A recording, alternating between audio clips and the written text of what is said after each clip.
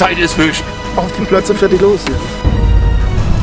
Ein wunderschöner Fisch. Oh, ist der dick. Guck mal, wie dick der Bauch ist. Die Punkte, die brauchen wir. It's the game changer. Number one. Don't forget that Swedish anglers are the best. Der YouTube Predator Cup 2019 wird präsentiert von Casio Pro Track, Shimano und Nice. Tagchen, liebe Zuschauer. Herzlich willkommen zum zweiten Wettkampftag, dem entscheidenden im Qualifikationsturnier zum YouTube Predator Cup.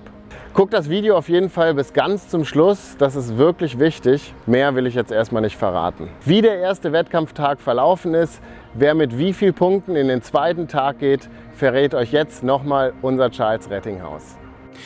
In der ersten Folge des YouTube Predator Cup und damit dem ersten Wettkampftag des Qualifikationsturniers ging es bereits richtig zur Sache. Alle 5 Kontrahenten konnten Wertungsfische einbringen. Mit einem 103 cm großen Hecht und einem 46er Barsch waren auch schon richtige Traumfische dabei. Nach Tag 1 liegt Chris vom Team Tide Ritter vorne. Hassan und Dennis sind ihm auf den Fersen. Doch auch für Jonas und Martin, die am ersten Tag nur einen Fisch in die Wertung bringen konnten, ist natürlich noch alles drin. Der zweite Tag beginnt. Die Angler machen sich auf den Weg zu ihren Spots. Wollen wir doch mal hören, welche Taktiken sie verfolgen. Guten Morgen, liebe Zuschauer. Es geht wieder los. Wir sind unterwegs auf zum ersten Spot. Muss noch einen Fisch voll machen und danach geht es ums Verbessern. Das Wetter ist, und wie will man es anders erwarten, ziemlich kacke. Aber wir machen das Beste draus. Gefühlt hat der Wind auf jeden Fall zugenommen. Angeblich ist es sogar weniger als gestern, kann ich aber irgendwie nicht so recht glauben. Ich denke, ich versuche jetzt noch mal eben schnell einen Zander zu fangen, wenn es geht. Und ja, probiere dann mal Barsch und Hecht zu fangen. Also drückt mir die Daumen, ich gebe mein Bestes und abgerechnet wird am Ende des Tages. Wir haben für heute einen neuen Plan. Wie der aussieht, schauen wir jetzt nachher mal. Wir haben uns gestern über Google Maps noch ein wenig schlau gemacht, wo noch was gehen könnte. Wir sind auf jeden Fall gespannt, ob wir noch einen oder anderen Fisch erwischen können. Zander wäre natürlich super geil, gäbe es noch ein paar extra Punkte. Und dann schauen wir mal, ob heute Zielfisch, Zander und Barsch in die Kescher gehen. Ein neuer Tag. Ich muss auf jeden Fall einen Zander fangen, sonst habe ich, glaube ich, gar keine Chance. Das heißt für mich heute Wind, Wind, Wind und werfen, werfen, werfen. Auf geht's. Ja, guten Morgen, Leute. Ich liege ziemlich weit im hinteren Feld, wenn nicht sogar ganz hinten mittlerweile. Also gibt es für mich viel zu tun, da hinten ein bisschen Bambule zu machen, aufzuräumen und ein bisschen weiter nach vorne zu kommen. Das muss heute definitiv geschehen. Wir fahren jetzt an den ersten Spot. Heute geht es auf Zander.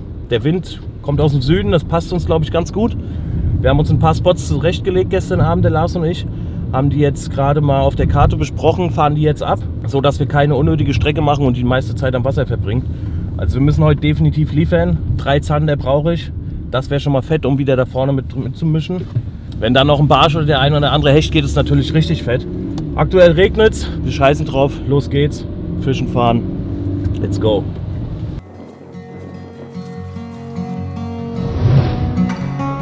Ja, erster Spot. Ihr seht, wir sind unter der Brücke, haben ein bisschen Schutz gesucht vor dem Regen. Hier ist sehr viel Wind. Ich hätte nicht gedacht, dass der Wind so krass ist hier. Aber jetzt sind wir hier, jetzt probieren wir es kurz und dann schauen wir weiter. Vielleicht spürt man was. Jetzt wegzufahren wäre Schwachsinn. Wir machen jetzt ein paar Würfe hier und dann geht es am nächsten Spot. Der ist nicht so weit weg. Yes! Junge, das ging jetzt relativ schnell. Der hat kurz hier vorne gebissen. Der Kameramann war nicht schnell genug. Der Kamerad hat den sich direkt hier vorne genommen. Erster Zander, dann. 5 Wertungsfische, dann. Och, schon wieder dieser Bockmist mit dem Wind.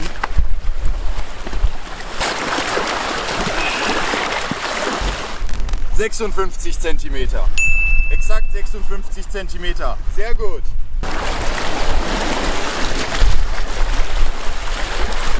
Geil. So früh direkt die 5 Fische voll gemacht. Geil. Jetzt kann es weitergehen. Ich guck mal, ob das jetzt ein Beißfenster ist, was aufgegangen ist. Deshalb einfach mal weiter fischen und schauen, was noch geht. Aber ansonsten würde ich sagen, wenn hier gleich nichts mehr läuft, mache ich mich auf den Weg zum Barsch. Hassan legt einen Blitzstart hin und fängt mit einem seiner ersten Würfe den ersten Zander des Tages. Der 56 cm lange Zetti komplettiert seine 5 Wertungsfische und bringt ihn zurück an die Spitze.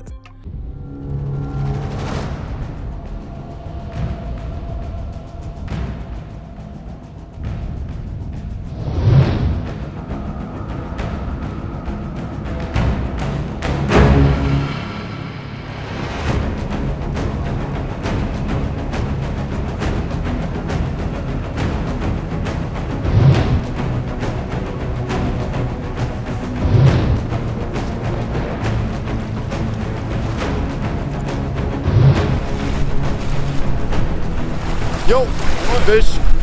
Geil. Live-Biss.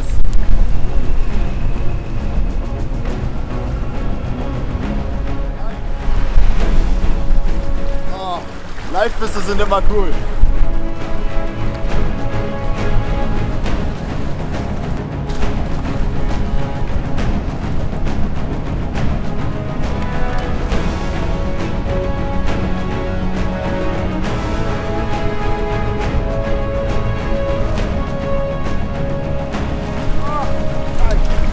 Yes! Geil! Live-Biss, Mann, wie cool war das denn? Ja, hart UV-aktiv, das ist hier die Devise. Mal sehen, ob ich mich verbessern kann. Ich glaube aber nicht. Ja doch! Geil! Geil! 56, erneut. 56 cm. Cool. Geil. 56 cm. Ich meine, das ist eine Verbesserung. Oder? Liege ich da falsch? Es ist nur eine kleine Verbesserung, doch am Ende könnten diese Punkte vielleicht wichtig sein. Die 400er-Marke kommt für Hassan auf jeden Fall in greifbare Nähe. Jetzt hier heute bei dem starken Wind setzen wir einfach auf die klassische Faulenzer-Methode. Wir werfen den Köder raus, warten bis wir Grundkontakt haben und dann ganz einfach 2-3 Kurbelumdrehungen. So jiggen wir jetzt theoretisch unser Gummifisch ganz langsam, etappenweise hier die Kante hoch. Wir merken hier ganz eindeutig ein riesen Muschelfeld. Dort sollten sich die Weißfische aufhalten und dementsprechend auch die Räuber. Sind jetzt mal gespannt, ob da noch was passiert. Und dann gucken wir mal, ob wir doch den einen oder anderen Fisch hier in der Muschelbank und an der Kante abgreifen können. Guter Fisch. Könnte ein Barsch sein. Unglaublich. Hassan ist on fire. Während seine Kontrahenten mit den Wetterbedingungen zu kämpfen haben, drillt er schon den nächsten Fisch.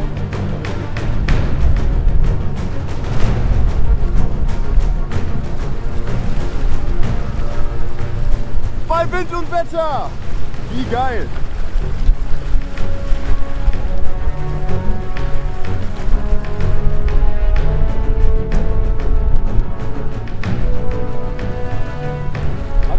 Gewicht. Da kommt zumindest die Muschel.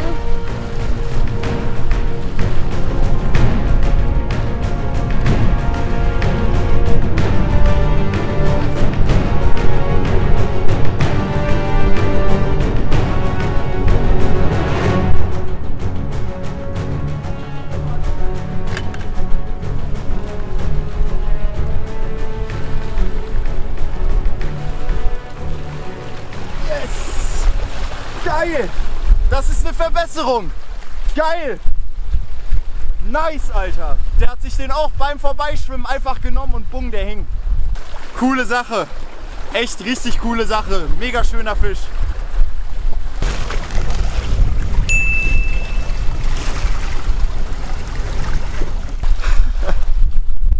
Geiler Zander! Richtig gut, Leute! Genau die haben wir gesucht! Heftig! Ich schreibe das mal in die Gruppe. Ich glaube, das interessiert die Jungs. Also Leute, man hat es im Drill vielleicht gesehen. Ich zeige es euch nochmal. Also hier haben wir wirklich ziemlich krasse Muscheln und Muschelkanten. Die Fische kennen tatsächlich hier dann auch nur ein Ziel, nämlich einfach nach unten.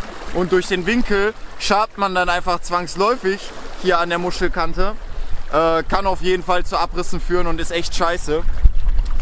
Ich werde hier jetzt auch gleich mal ein Stück Schnur abschneiden, weil es ist hier ein bisschen gedamaged. Aber ich will mich nicht beschweren, hat ja auch einen Grund. Ich habe ja einen Fisch gefangen. 74 cm bringen Hassan 96,2 Punkte und festigen seinen ersten Platz.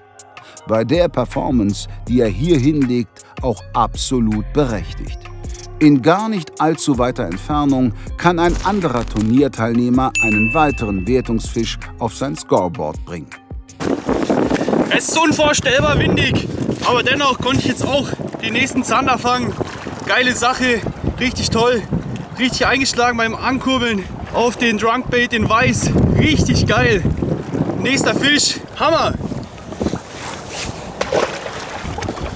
Der Zander ist zwar der kleinste im bisherigen Turnier, dennoch bringt der Jonas 62,4 Punkte plus weitere 10 Extrapunkte für 2 gefangene Fischarten. Damit holt er immerhin ein bisschen auf und bleibt weiterhin im Rennen. Der Jonas hat gerade einen Zander gefangen. Der maßig ist, weiß ich nicht. Stimmt, sah ganz gut aus vom Weiben. Es wird Zeit. Ein Biss habe ich gerade verkackt. Jetzt werde ich nach hinten durchgereicht. Erneut! Nächster Fisch, schwimmt mit, fühlt sich klein an.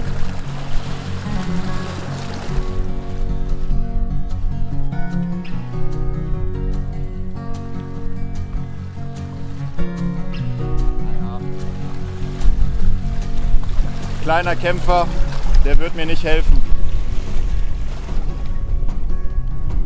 Da ist der Kamerad.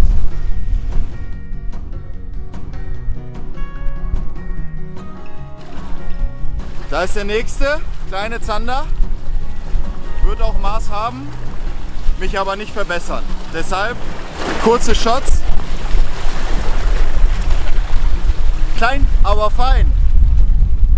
Stellt auch schön seinen Kamm auf, sehr cool. Sie beißen und genau aus diesem Grund werde ich hier bleiben und versuchen noch ein bisschen hier aufzubessern. Cooler Spot.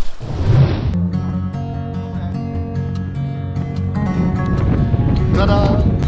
Und jetzt kommt ein Booster, den benutze ich ab und zu mal ganz gerne, habe ich letztes Mal auch gemacht. Letztes Mal hat er zwar nichts gebracht, das lag aber eventuell auch an anderen Faktoren. Heute verspreche ich mir davon, dass wir hier einfach einen Bereich haben, wo die Fische noch mehr auf natürliche Köder abgehen. Und wenn der Geruch hier stimmt, könnte es sein, dass die eben halt noch einen Tacken geiler da drauf hacken. Warum nicht? Nichts unversucht lassen, danke, um noch einen Zander mehr zu fangen.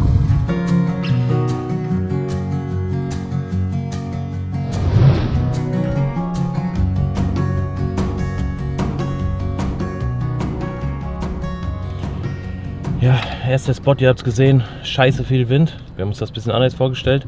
Gut, wir kennen uns hier auch nicht so gut aus und wie der Wind hier knallt, das war auf jeden Fall zu viel. Keine Kontrolle, selbst bei 21 Gramm hast du nicht mal gemerkt, wann der Köder auf dem Grund ist. Jetzt geht's weiter. Wir fahren jetzt an einen kleinen Seitenarm vom Haringsweh. Ich hoffe, da geht was. Das ist eigentlich unser Masterplan für heute. Da werden wir jetzt bis Mittag durchziehen, Fische fangen und dann gucken, wenn es da Fisch gibt, bleiben wir da heute. Bis gleich. Weiter geht's. Ich hatte ja eigentlich vor, alle Zander unter 60 cm irgendwie aus der Wertung zu hauen, weil es hier ja doch ganz gut lief. Jetzt hatten wir allerdings eine kleine Phase auch ohne Biss und mein Bauchgefühl sagt mir, ich sollte mal was Neues in Angriff nehmen, und zwar den Hecht. Ich hatte jetzt heute hier 3 Nachläufer, aber keiner hatte Bock so richtig zuzubeißen.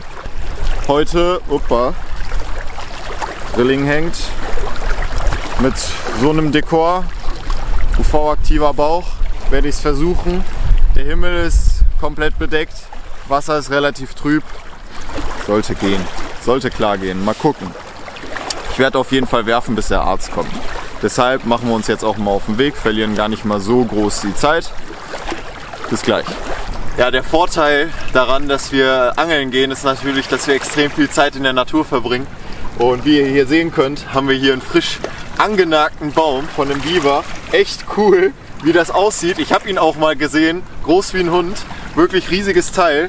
Ja, echt chillig, sowas auch mal live in der Natur zu sehen, in der wilden Natur.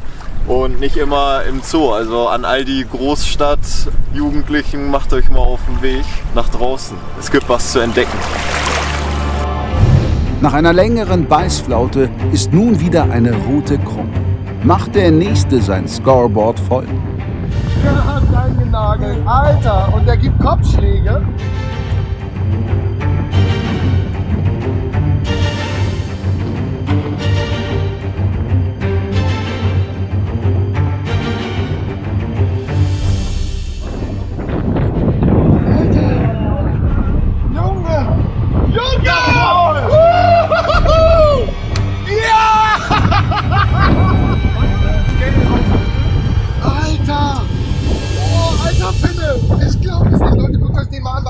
Monster!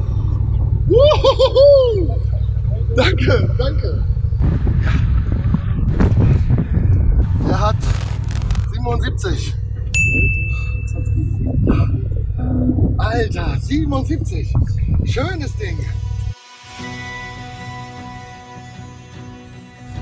Okay, Freunde. 77er Zeddy geht jetzt wieder zurück. Und ciao. Den hat's aber mal so richtig zerlegt. Geil, geil.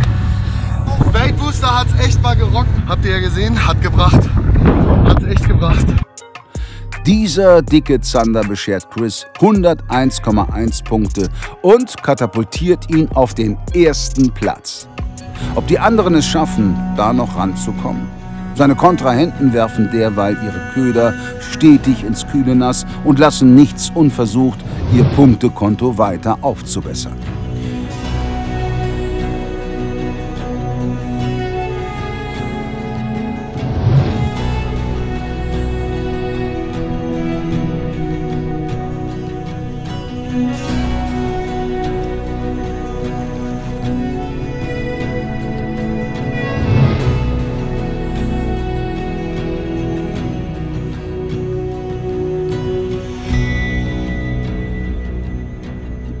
Wir sind jetzt an einem kleinen Nebengewässer vom Haringsfleh. Hier haben wir gut Struktur, tiefe Löcher. Wir haben mal auf der Karte geguckt, wo die tiefen Löcher hier sind. Hier geht direkt die Kante runter bis auf 10 Meter. Windgeschützt etwas. Hier probieren wir es jetzt mal auf Zander. Herzlichen Dank. Zander überlisten. Super Sache. Jetzt erstmal gut bei, mein Kleiner. Ich bin jetzt hier nochmal an einer anderen Stelle unterwegs. Ihr seht hinter mir, es ist alles voller Wasser. Da fragt sich natürlich der normale Angler, wo soll ich da anfangen zu fischen? Wir haben jetzt mit Hilfe der Navionics App eine riesengroße Kante hier entdecken können im Hintergrund. Die fische ich jetzt hoch. Runter geht natürlich nicht. Jetzt mal schauen, da noch der eine oder andere Zander wartet. Vielleicht auch ein schöner Barsch. Der wird mir natürlich jetzt hier noch den dritten Fisch bringen, dass ich da noch ein paar extra Punkte bekommen könnte. Ich bin sehr gespannt und freue mich drauf, wenn man wieder ein Fisch beißt. Richtig gut.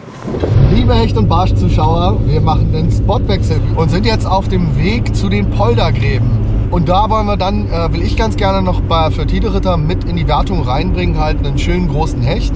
Generell mal einen Hecht, das gibt dann nochmal für den dritten Zielfisch 20 extra Punkte. Und wenn ich es dann noch hinkriege, dass das auch ein großer ist, alter Schwede, dann ja, sehen die Chancen wirklich ganz gut aus, dass das Ding hier reiße. Aber man soll ja den Tag nicht vor dem Abend loben, ne? Richtig, wer weiß, was die anderen noch fangen. Ja, das stimmt. Viel Spaß noch beim Zuschauen, ihr Lieben. Wir melden uns wieder, wenn wir bei den Poldergräben angekommen sind.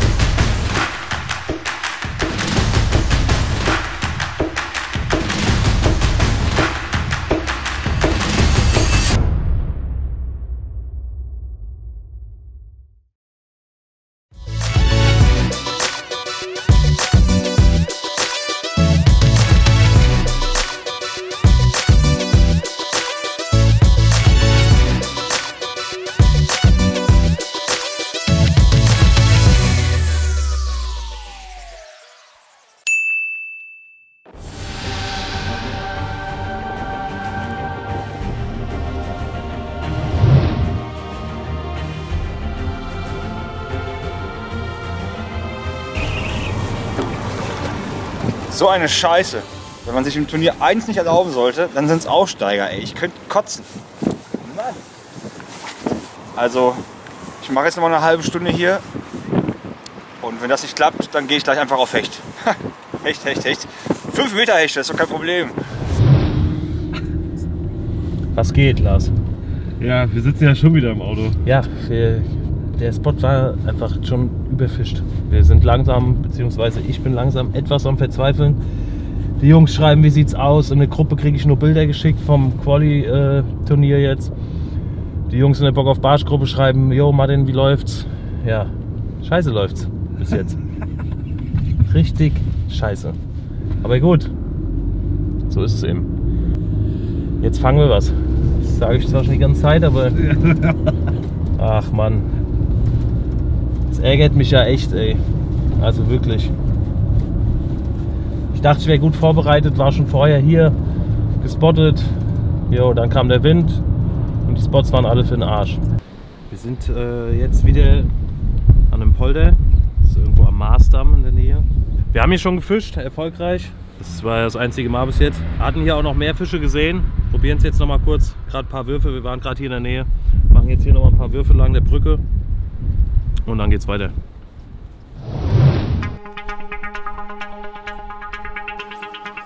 Ja, so, wir sind jetzt am neuen Spot. Den werde ich jetzt mal ein bisschen beackern. Ich sehe auch schon den Dennis Siever von Stramme Leine. Ich glaube, er ist nicht so erfreut, mich zu sehen. Aber mal gucken, was geht. Ich frage ihn mal, ob er schon was gefangen hat. Ja? Hast du schon was gefangen? Ich habe heute noch gar nichts gefangen. Ich habe 2 Aussteiger gehabt. Was denn? Ja, Zander. Ah, oh, geil. Ja, richtig räudig, ey. Scheiße. Ja. Hecht geht auch nicht gerade. Nee? Ja, mal sehen, Alter. Lass uns einfach fischen. Ja. Wolltest du hier angeln oder was? Nee, angel ruhig. Wir hauen jetzt ab, glaube ich. Okay. Fangen wir's! So Leute, neuer Spot. Ich versuch's auf Hecht mit was Knalligem hier. Wie ihr seht, stehe ich im Wasser, eine Warthose an. Und ich werde auch mal gleich hier ein bisschen rumlatschen und mal gucken, ob ich vielleicht noch den einen oder anderen Hecht verhaften kann.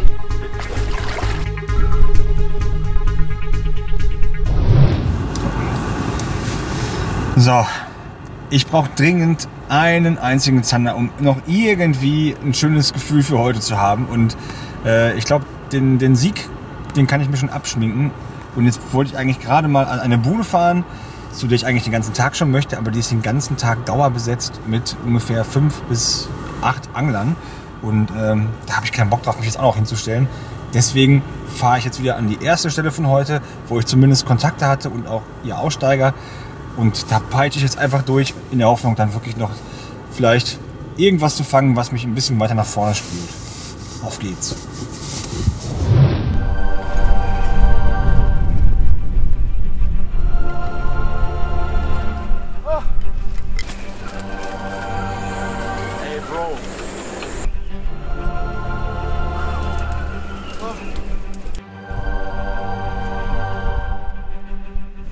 Durch den Dschungel gekämpft. Hoffentlich werde ich belohnt mit Fisch.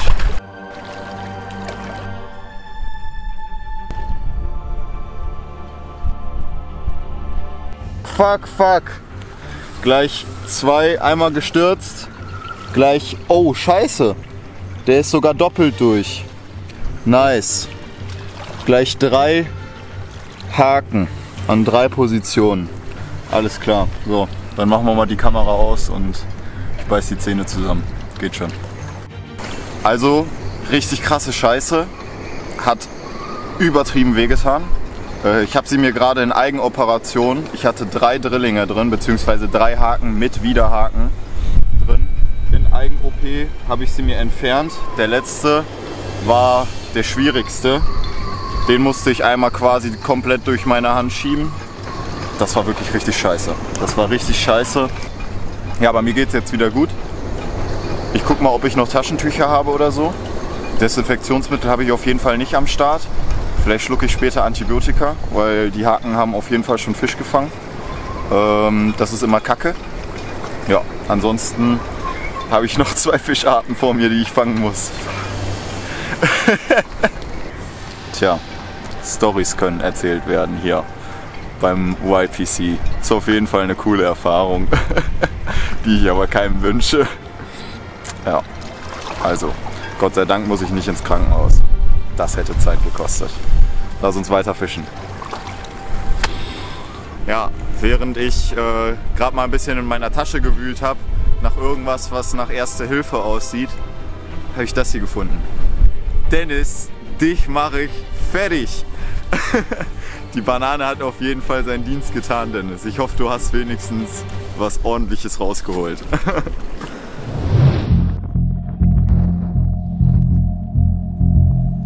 Na gut, jetzt hat Jimmy bei seinem Trainingslauf hier einen ordentlichen Hecht von 75 cm schon gefangen. Und jetzt habe ich auch einen live drauf, Alter. Nein, ich glaube. Yay! Das ist ja mal schön.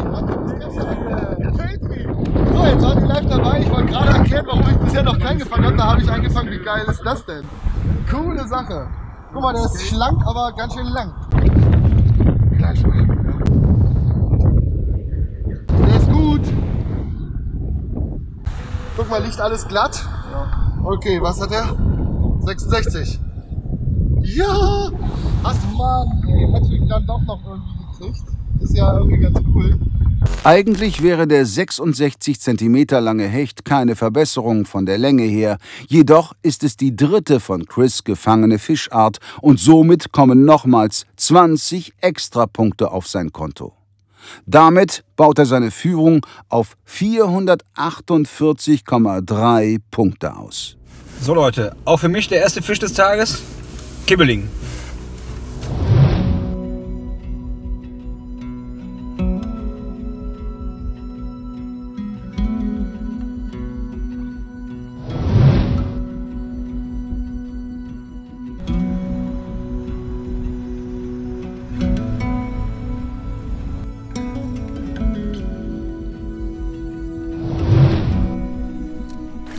So, ich habe mich wieder dazu entschieden, an den Zanderspot zu fahren. Der hat sich nämlich bewährt und mein großer Vorteil ist, glaube ich, dass diese Farbe oder diesen Köder hier auch keiner fischt. Wir hatten auch Hechtnachläufer hier, das heißt, ich habe auch gute Chancen auf meine extra 10 Punkte. Mal gucken, ob wir einen von denen kriegen. Das wäre so geil. Das wäre richtig, richtig geil. Da würde mir ein Stein vom Herzen fallen, wenn jetzt hier ein maßiger Hecht noch drauf geht. Aber ansonsten ja, versuche ich noch die Zander aufzustocken. Vielleicht tockt ja noch so eine Bombe ein wie heute Morgen.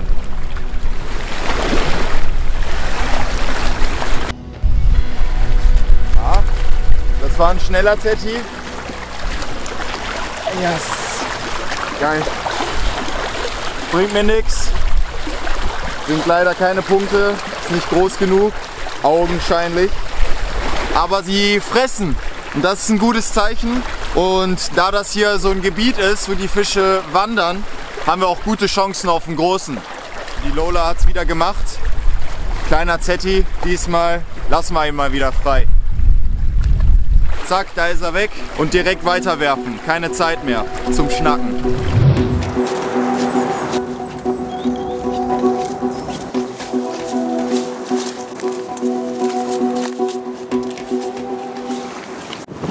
Ich kann es nicht glauben, ey. Ich habe jetzt auf der Karte noch einen Spot gesucht und gefunden eigentlich auch. Und wollte jetzt diese Buhne hier bekraxeln. Habe so einen Weg gefunden durch so einen Wald. Bin jetzt 20 Minuten unterwegs, habe komplett nasse Socken, weil das einfach scheiße ist. Und jetzt ist hier einfach hier vorne Ende. Das heißt, wir können nicht bis an die Spitze zur Buhne. Und ich könnte gerade heulen. Das ist ungefähr jetzt eine Dreiviertelstunde, Stunde Angelzeit weniger wieder. Echt. Egal, weiter geht's. Leute, ich möchte euch kurz was zeigen. Hatte gerade einen Hecht drauf. Ob das die Extrapunkte sind, die mir jetzt fehlen werden, wir werden es später sehen. Verdammt, das wäre es noch gewesen. Ahaha. Weiterwerfen. Vielleicht ist er ja nicht allein gekommen oder eventuell war es ein kleiner, der nochmal drauf hackt. Die sind ja manchmal so gaga. Von daher Einfach werfen, werfen, werfen. Bis zum Schluss, Leute. Bis zum Schluss. Ja, wir sind wieder hier am Hechtplatz. Frisch gerade eingestiegen.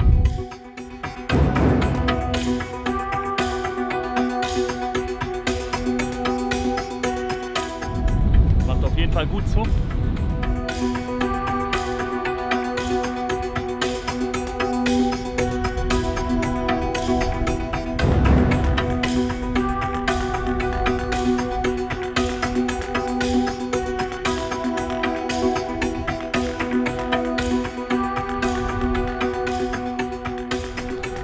Da ist auf jeden Fall kein Hecht. Das hat sich gerade alles ein bisschen anders entwickelt. Jetzt haben wir hier noch so einen Klodeckel gehakt, beziehungsweise eine Brasse.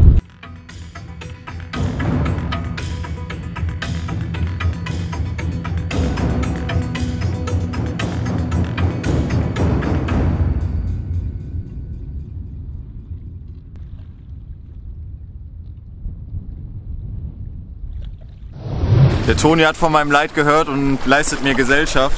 Aber alles halb so schlimm. Aber ich freue mich trotzdem, dass du hier bist. Eigentlich wollte ich selber nur auch mal einen Fisch fangen. Ich sitze die ganze Zeit drin, muss mir die ganze Zeit die Nachrichten schicken lassen. Und dachte, ich gehe jetzt auch mal ans Wasser, ein bisschen die Büroarbeit sein lassen. Und Gute vor Idee. allem bin ich hier beim Zweitplatzierten. Und wenn noch was passiert, dann hier, würde ich sagen. Ich denke auch. Ist alles möglich. Du musst aber Gas geben. Also Ich punktemäßig, es wird echt nicht einfach. Du brauchst auf jeden Fall ein Hecht. Fleißig werfen, ich will dich nicht lange stören. Alles easy. Noch ist alles drin. Ja, ich weiß. Deshalb, Leute, die Köder fliegen Richtung Horizont.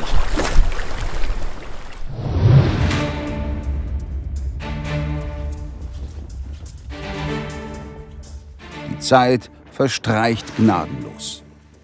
Kann einer der Teilnehmer noch einen Run hinlegen und Chris seine Führung streitig machen? Genau so läuft das heute bei mir. Genau so. Ich könnte kotzen. Oh.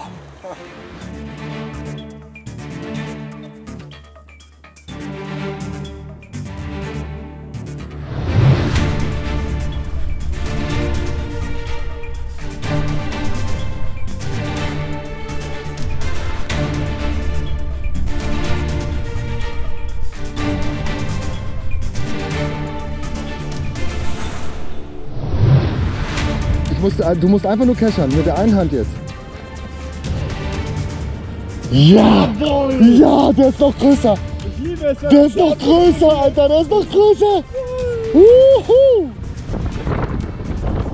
Da nicht raus, so. Alter!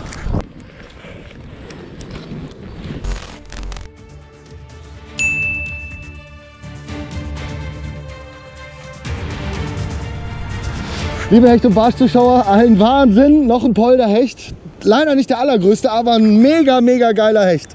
Ich bin total on fire und tschüss. Ja, super geil. Hammer, Hammer. Ich bin begeistert. Das gibt noch ein paar Punkte extra. Ich schwöre, habe ich jetzt echt nicht mehr mit gerechnet. Aber wir sind gerade auf dem Rückweg zum Auto, damit wir rechtzeitig wieder in der Unterkunft sind. Denn dort treffen wir uns zu einer bestimmten Uhrzeit und müssen dann halt auch da sein. Jede Minute gibt Punktabzug bis zur Disqualifikation. Deswegen lass uns jetzt schnell zusammenpacken und ab ins Auto. Los geht's. Nach dem Hecht liegt der Punktestand von Chris nun bei schwer einzuholenden 454,7 Punkten. Ein Fisch reicht nun ganz sicher nicht mehr, um da noch ranzukommen. Erwischt Verfolger Hassan nochmal eine Sternstunde und kann den Abstand aufholen? Wir sind in Holland und hier ist bekanntlich alles möglich. Ja, also für uns drei war der Tag auf jeden Fall nicht so erfolgreich. Ein ziemlich gebrauchter Tag, ehrlich gesagt. Ist ziemlich viel schief gelaufen. Ich meine, du hast zum Glück noch mal 2 Fische gefangen. Wir beide hatten ja nur Kontakte, Aussteiger, was auch immer. Total scheiße. Ich hatte einen Fisch gehabt. Ja doch, das ist eine Killerbrasse. Das war eine Brasse. Eine Killerbrasse, ja. Aber ist auch geil, macht auch Spaß. Nur nicht im Wettkampf. Ich hatte kurz ein geiles Gefühl, weil ich dachte, es wäre ein Hecht gewesen. Aber es war eine Brasse. Nein, wir sind gespannt, was die anderen beiden jetzt machen. Die werden das auf jeden Fall unter sich ausangeln. Wir hören jetzt auf. Zeit, ganz klar, wir haben einen Treffpunkt und einen Termin, den wir einhalten müssen. Wir können soweit eigentlich zufrieden sein. Die Bedingungen waren echt schlecht. Heute, so wie gestern, wir haben trotzdem jeder einen Fisch gefangen. Und soweit mega Bock gemacht. Und die beiden, die haben auch wirklich verdient, da oben mitzumischen, glaube ich. Also wer das bei den Bedingungen wirklich so konsequent durchzieht und so gut fängt, ja, ist schon respektabel auf jeden Fall. Und deswegen, ich bin gespannt, was die beiden jetzt noch raushauen. Die werden es auf jeden Fall unter sich ausmachen. Fisch on! Während Jonas, Martin und Dennis bereits auf dem Heimweg sind, ist auf einmal bei Hassan die Route krumm. Was hängt da am anderen Ende? Wird es auf den letzten Metern noch mal eng?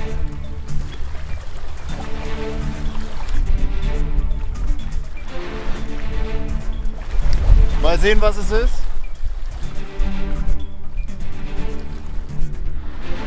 Ist auf jeden Fall kein Leichtgewicht. Kann ein guter Fisch werden. Kann ein guter Fisch sein. Steht gut. Oh, shit. Ach. Muschelkante. Oh, geiler Zander. Geiler Zander bei Wind und Wetter. Gib's mir mal bitte an.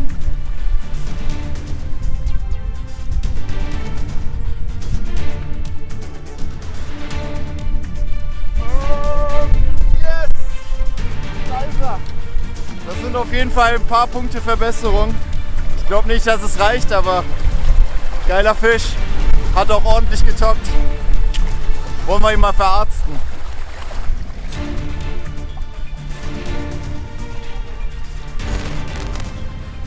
...65 Zentimeter. Zack. Da ist der Fisch nochmal. Cool. Hammer reingezockt.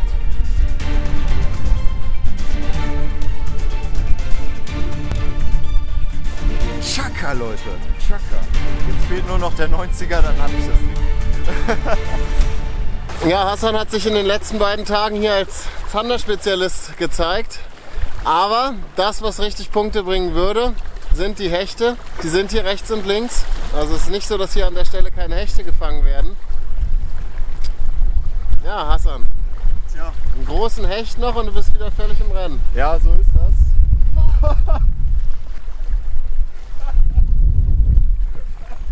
Ah, wichtig. Köfi fängt einfach, immer. Fuck. Das war jetzt richtig geil. Das war richtig geil. Oh. Das sah so geil aus. Leute, so, ich will nicht ablenken. Situationskomik hoch 10. Nee, auf jeden Fall. Nebenan wurde ein Hecht gefangen, den hätte ich echt gut gebrauchen können. Aber es ist jetzt nicht so, dass ich keine Chance auf Hecht habe hier, wo ich stehe. Ich gebe ja mein Bestes die ganze Zeit. So, liebe Hecht- und Barsch-Zuschauer, wir sind jetzt wieder auf dem Rückweg vom Poldern. Ja, richtig gesagt. Okay. Weiß nicht, wir sind jetzt hier wirklich kurz vor knapp unterwegs, müssen uns ein bisschen sputen, denn die Regeln beim Qualifikationsturnier sind halt, wenn man nicht rechtzeitig zurückkommt, dann kriegt man Punkte abgezogen. Und da der Hassan gerade sogar noch einen schönen Zander in die Wertung eingebracht hat, wird das Ganze recht knapp, oder? Ach, schauen wir mal. Ja, ich bin gespannt. Also, drückt die Daumen, wenn alles gut geht, dann gibt es das Rematch gegen Veit Wilde. Ja! Ja Leute, es ist vorbei. Wenn ich zeitig zurück sein will, dann müssen wir uns jetzt auf den Weg machen. Es lief eigentlich ganz gut, hat auf jeden Fall Spaß gemacht. Ich weiß halt nicht, ja, dass ich den Barsch liegen lassen habe und den Hecht war ein bisschen unnötig. Das hätte eventuell nicht sein müssen. Die Nachläufer, die waren da, Figure 8, der ist hinterher geschwommen ein paar Mal, hatte auch Bock, aber leider nicht gebissen. 30 Punkte, also einfach so mal liegen lassen, ist schon blöd. Ich bin einfach nur gespannt, wie groß jetzt die Differenz ist. Und dann werden wir sehen, ob ich mich zurecht ärgere oder nicht. Aber alles in allem war es super geil. Super geil. Wir sehen uns gleich im Hauptquartier.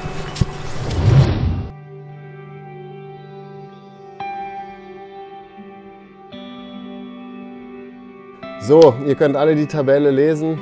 Es gibt einen Gewinner, der sitzt neben mir. Chris, du hast es tatsächlich geschafft. So Leute, das war auf den ersten Blick das Quali-Turnier. Davon sind wir zum Zeitpunkt der Dreharbeiten fest ausgegangen und mit diesem Ergebnis haben wir das Turnier auch weitergedreht. Als wir dann aber zurück in Berlin waren und die unzähligen Gigabyte an Material, die uns die 5 Qualifikationsangler mitgegeben hatten, gesichtet haben, Angler für Angler, ja, da traf uns echt der Schlag. Es ging damit los, dass bei Chris Material 2 fehlende Drills mit der gleichen Ursache begründet wurden, nämlich dass der Kameramann auf Toilette gewesen sei. Grundsätzlich kann sowas natürlich passieren, dass ein Drill nicht auf Kamera ist, weil nicht rechtzeitig auf Record gedrückt worden ist. Ist uns auch schon passiert. Da aber auch die Körpersprache und die gesamte Mimik irgendwie unglaubwürdig wirkte, wurden wir da ziemlich misstrauisch. Die folgende Szene, die wir euch jetzt zeigen, haben wir euch am ersten Wettkampftag im Video von letzter Woche geschnitten gezeigt, weil wir euch die Folge nicht versauen wollten und keine Fragen aufwerfen wollten, die wir nicht sofort auch beantworten und klären können. Alter, bitte! Wie geil ist das denn? Man sieht, Chris hakt einen Fisch, einen ziemlich guten nimmt er an, ist völlig euphorisiert, freut sich, der Fisch stellt sich voll rein. Dann aber bemerkt er, dass etwas nicht stimmt. Ach, quer, pass auf. O-quer oder auch quer, eins von beiden, sagt er, bemerkt also, dass der Fisch quer gehakt ist, bewegt sich aus dem Bild raus, kommt dann wieder rein und ja, ihr seht es wahrscheinlich auch, die Mimik ist eine völlig andere. Also die Euphorie von Anfang, die echte Euphorie ist völlig weg. Stell dich mal bitte dahin, sonst muss ich mich die ganze Zeit so drehen. Alter. Und er verhält sich anders, er sagt dem Kameramann, er soll bitte auf ihn filmen, was ich natürlich so interpretiere, dass nicht aufs Wasser gefilmt werden soll. Und auch als der Fisch dann gekeschert wird und aus dem Wasser draußen ist, sieht man für eine Zehntelsekunde, dass der Köder nicht im Maulbereich bzw. Kopfbereich, also bis zum Kiemendeckel ist ein Fisch regulär gehakt, sondern am Bauch gehakt worden ist. Was man für die, die es nicht wissen, als einen quer gehakten Fisch bezeichnet. Wie ihr vielleicht aus den Regeln, die am Anfang erwähnt worden sind oder auch schon aus der letzten Staffel wisst, zählt ein quer gehakter Fisch nicht. Das ist eigentlich bei allen Raubfischturnieren so, dass Fische regulär gehakt werden muss. Da Chris das wusste, uns den Fisch aber trotzdem per WhatsApp-Chat eingereicht hat, also wir den in der Wertung berücksichtigen sollten, haben wir es hier mit einem richtigen Betrugsversuch zu tun. Das für mich wirklich völlig Absurde daran ist, dass er uns dieses Material selbst geliefert hat. Also da bin ich bis heute echt ein bisschen sprachlos, wie das sein kann, dass dieser Beweis echt von ihm persönlich uns zugespielt worden ist. Vor dem Hintergrund, dass Chris am zweiten Tag ja wieder sehr gut gefangen hat und man nur 5 Wertungsfische überhaupt in die Wertung einbringen konnte, hätte er diesen, ich glaube, war ein 57er Zander, eigentlich gar nicht gebraucht, um Erster zu werden. Nun standen wir also erstmal vor der Entscheidung, ist das eine vollständige Disqualifikation, so ein Regelverstoß, oder erkennen wir ihm nur diesen einen Fisch ab, was am Ergebnis nichts geändert hätte. Was auch für uns sehr viel einfacher gewesen wäre, weil wir ja mit ihm als Qualifikationsturniersieger auch weitergedreht haben. Bevor wir diese Frage beantworten mussten, war aber natürlich auch für uns dann plötzlich von großem Interesse, was eigentlich mit diesen beiden anderen Fischen gewesen war. Wir waren ja da, wie gesagt, im Vorfeld schon ein bisschen misstrauisch gewesen, dass da mit der gleichen Begründung irgendwie diese 2 Drills gefehlt hatten. Und ich habe dann jemanden kontaktiert, von dem ich wusste, dass er auf jeden Fall dabei war, vor Ort war an dem Tag bei Chris. Und habe dann nach sehr eindringlichem, energischen Nachfragen von demjenigen die Beichte sozusagen bekommen oder das Zugeständnis, dass Chris zumindest seinen 46er Barsch nicht selbst gefangen hatte. Ob der Zander, bei dem jetzt der Drill auch nicht gefilmt worden ist, ob er den selbst gefangen hat, weiß ich bis heute nicht. Ist mir auch dann zu dem Zeitpunkt dann auch relativ egal gewesen. Die Sachlage war klar. Wir haben Chris dann damit konfrontiert, haben ihn angerufen, zur Rede gestellt und ja, er hat dann auch nach einiger Zeit zugegeben, dass er uns und auch seine Mitstreiter da beim Turnier betrogen hat. Wir standen plötzlich mit einem handfesten Problem da. Wir wussten in der ersten Sekunde auch nicht so richtig, was wir machen sollten. Wir hatten ja, wie gesagt, schon Folgepartien gedreht, was natürlich für uns, aber auch für andere Leute mit großen Mehrkosten verbunden ist. Und es war uns natürlich auch extrem unangenehm, anderen Anglern gegenüber zu sagen, ey, sorry, aber du musst noch mal ran, du musst noch mal drehen, weil du hättest gegen den Chris gar nicht angeln dürfen. Trotz dieser Problematik waren wir uns sehr schnell einig, dass wir es euch, den Zuschauern, unseren Sponsoren, aber vor allem natürlich auch den YouTube Predator Cup Teilnehmern, speziell denen des Qualifikationsturniers, schuldig sind, so etwas nicht unter den Teppich zu kehren, auch nicht irgendwie eine komische, gekürzte Folge zu zeigen, sondern schon die ganze Wahrheit auf den Tisch zu bringen. Natürlich geht es uns jetzt hierbei nicht darum, irgendeine Form von Hexenjagd zu veranstalten, ganz im Gegenteil. Menschen machen Fehler, es ist niemand jetzt zu riesigem Schaden gekommen und wir würden es sehr begrüßen, wenn das Ganze jetzt nicht zu einem riesen Shitstorm führen würde, auch für Chris nicht. Trotzdem sind wir der Meinung, dass es ein großer Fehler wäre, die Sache zu verschweigen, nicht die vollständige Wahrheit zu erzählen. Ich hoffe, dass ihr das genauso seht. Wir selbst müssen natürlich auch einen sehr, sehr großen Fehler hier eingestehen. Wir sind davon ausgegangen, dass es niemand nötig hat, bei diesem Turnier zu betrügen. Es ist uns ehrlich gesagt überhaupt nicht in den Sinn gekommen. Im Nachhinein betrachtet war das wohl sehr naiv und es wird mit Sicherheit keine Form von Qualifikationsturnier mehr geben, bei dem Angler mit ihren eigenen Kameraleuten losgehen, ohne dass irgendeine Form von Schiedsrichterinstanz von uns dabei ist. Ob wir die Kameraleute stellen würden oder ein Moderator, Schiedsrichter dabei ist, der irgendwie zu unserem Team gehört. Das müsste beim nächsten Mal, falls es so eine Art von Qualiturnier noch mal geben sollte, auf jeden Fall anders gelöst werden, ganz klar. Wir haben mit dieser Situation viel Lehrgeld bezahlt, in Form von echtem Geld, aber auch in Form von Enttäuschung und in Form vom Feststellen der eigenen Naivität, was uns natürlich ziemlich unangenehm ist.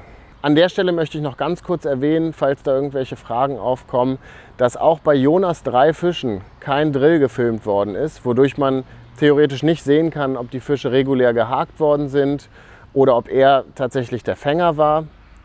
Im Nachhinein betrachtet muss man das ja irgendwie jetzt in Frage stellen, leider. Aber bei Jonas 2 Zandern war jeweils Dennis in der Nähe, also ein Konkurrent, der bestätigt hat, dass da alles mit rechten Dingen zugegangen ist. Den Hecht hätte man ihm jetzt theoretisch rückwirkend aberkennen können. Wir haben aber davon abgesehen, zum einen würde es am Spielstand nichts ändern und zum anderen muss ich auch sagen, dass ich Jonas da auch nichts unterstellen möchte. Ich bin nach wie vor fester Überzeugung, dass er den regulär selbst gefangen hat und man muss jetzt da auch keine Pferdescheu machen, unnötigerweise. Ach ja, und natürlich gab es dann noch die eine Person, für den das Aufklären in dieser Situation eigentlich am wichtigsten war, nämlich den wahren Gewinner des Qualifikationsturniers zum YouTube Predator Cup. Wir versuchen jetzt mal eine Reaktion auf Video von ihm einzufangen, wenn er diese frohe Botschaft bekommt. Hasso, alles klar, Mann? Hast du was an? Unten rum? Ah, das ist sehr angenehm, danke. Was macht deine Kamera vor denn? Wir filmen dich. Nice. Hasso, es gibt Neuigkeiten. Wir haben uns das Material von allen Teilnehmern angeguckt und so wie es aussieht, hast du das Quali-Turnier gewonnen. Also, ja, würden wir dich gerne im Achtelfinale begrüßen. Termin erstmal egal, du weißt erstmal Bescheid. Herzlichen Glückwunsch, hast geil geangelt. Kannst zwar keine Barsche und Hechte fangen, aber bei Zander läuft's. Umso besser. Ja, nee, cool. Ob ich das vielleicht auf jeden Fall umdrehen kann. Ich freue mich auf jeden Fall. Danke, dass du angerufen hast. Wirklich große Überraschung. Okay, Hasso, mach's gut. Jo, ciao. So, damit steht das Hauptfeld zum YouTube Predator Cup 2019. In genau 2 Wochen geht's los mit dem ersten Achtelfinale. Wer von euch die Outdoor-Jacke aus dem Gewinnspiel aus letzter Woche gewonnen hat, seht ihr wie immer unten in der Videobeschreibung. Genauso wie die Links zu den YouTube-Kanälen der teilnehmenden Angler im Qualifikationsturnier. Ich hoffe sehr, dass euch die Sendung trotz des ungewöhnlichen Endes gefallen hat, dass ihr uns einen Daumen nach oben gebt, etwas in die Kommentare reinschreibt Und falls ihr den Kanal noch nicht abonniert habt, auf Subscribe drückt. Gerne auch die Benachrichtigungsglocke aktivieren. Das ist natürlich ganz wichtig, wenn ihr die nächsten YouTube Predator Cup Folgen nicht verpassen wollt. Ansonsten bedanke ich mich recht herzlich fürs Zuschauen. Bis sehr bald. Macht's gut. Ciao. Harter Tobak, der euch die Vorfreude auf das Turnier natürlich nicht vermiesen sollte. In der nächsten Folge seht ihr das erste Achtelfinale. Perch Pro Urgestein Frédéric Julien fischt gegen den Gewinner der Zuschauer Wildcard, Erik Wossmann. Startet das Turnier gleich mit einer großen Überraschung? In 2 Wochen wisst ihr mehr.